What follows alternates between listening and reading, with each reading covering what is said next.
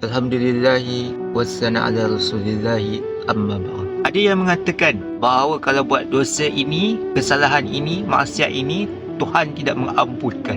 Dan dia pada mahsyar nanti akan ditayangkan kepada seluruh makhluk atas dosa yang dikerjakan. Saya tidak begitu setuju dengan pandangan yang dilontarkan ini. Sebab Allah Jalla wa'ala telah menjelaskan banyak ayat di dalam Al-Quran berkenaan dengan pengampunannya terhadap dosa yang digiatkan oleh manusia. Misalnya, Allah ya'lamu annallaha yaqbalu taubata 'an ibadihi wa ya'khudhu as-sadaqati wa annallahu at-tawwabur rahim. Tidakkah mereka mengetahui bahawa Allah menerima taubat daripada hamba-hambanya? Allah itu Maha Penerima taubat dan Maha Penyayang.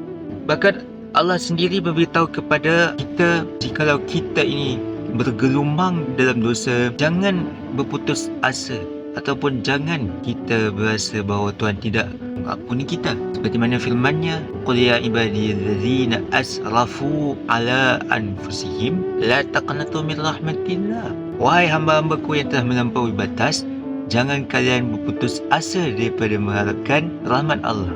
Rahmat maknanya kasih sayang, sebab Allah ini bersifat Ar-Rahman Ar-Rahim. Di dalam Asmaul Husna terkandung namanya Ar-Rahman Ar-Rahim Ghafurun.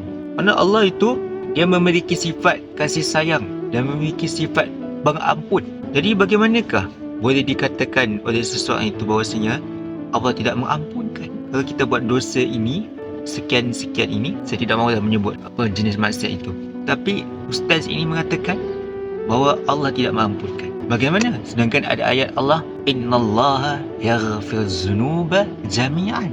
Sesungguhnya Allah mengampunkan dosa segala. Jami'an bermaksud semua jenis dosa.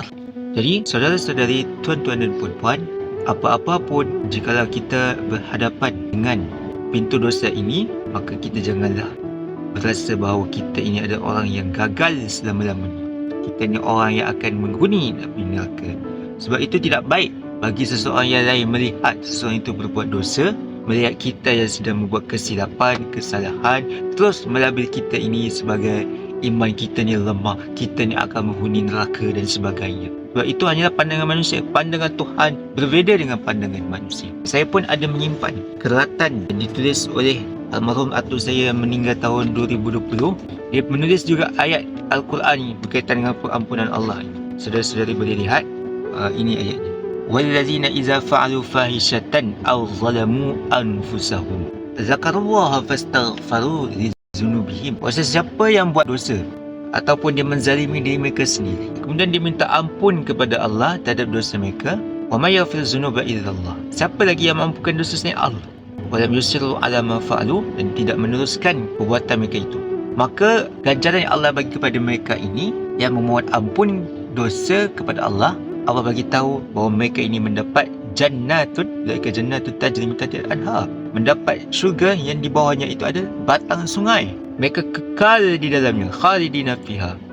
Ni'ma ajrul amil. Inilah sebaik-baik nikmat orang yang beramal. Dan ayat yang lain, wa man ya'mal su'an aw yazlim nafsah summa yastaghfirullah jidillah ghafurur rahimah. Sesiapa yang membuat keburukan ataupun menzalimi dirinya, kemudian dia beristighfar kepada Allah, dia akan mendapati bahawa Allah itu Maha Pengampun dan Maha Belas Ihsan.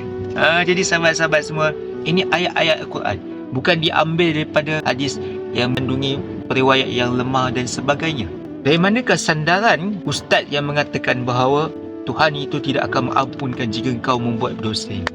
Sedangkan Allah juga bagi tahu kepada kita, innal hasanat yuzhibun sayyi'at. Kebaikan yang dibuat itu akan menghapuskan kesalahan, menghapuskan dosa yang kita buat. Dalam hadis Nabi menyebut, ittaqillaha haitsuma kunta wa atbi'is sayyi'atal hasanata tamhuha wa khaliqin nas bi khuluq hasan. Bertakwalah kepada Allah dan beriringlah perbuatan keburukan yang kamu dah buat, perbuatan jahat yang dah buat, dengan perbuatan kebaikan. Sebab perbuatan kebaikan itu dapat menghapuskannya. Dan bergaulah manusia dengan akhlak yang baik. Contoh macam kita berucapkan perkataan yang baik, macam kita melangkah kaki ke masjid pun, itu pun menghapuskan keburukan kita. Ada hadis Nabi menyebutnya, setiap anak Adam ni buat jahat, buat dosa. Kullu bani Adam khatta'un. Tiap-tiap anak Adam itu adalah pendosa. Wa khairul khatta'in tawwab. Baik-baik orang yang berbuat jahat, buat dosa ni, dia ni bertaubat kepada Allah. Jadi bila kita tersungkur, teruskan bertaubat, teruskan memperbaiki diri sampailah ke akhir hayat kita. Dan saya insya-Allah saya akan kongsikan kata-kata Arab yang dikaitkan dengan Syekh Muhammad Shalih Al-Utsaimin berkenaan dengan akhirat, yang mana akhirat ini dapat mendorong kita untuk menjadi hamba yang lebih baik dalam amalannya, insya-Allah. Wassalamualaikum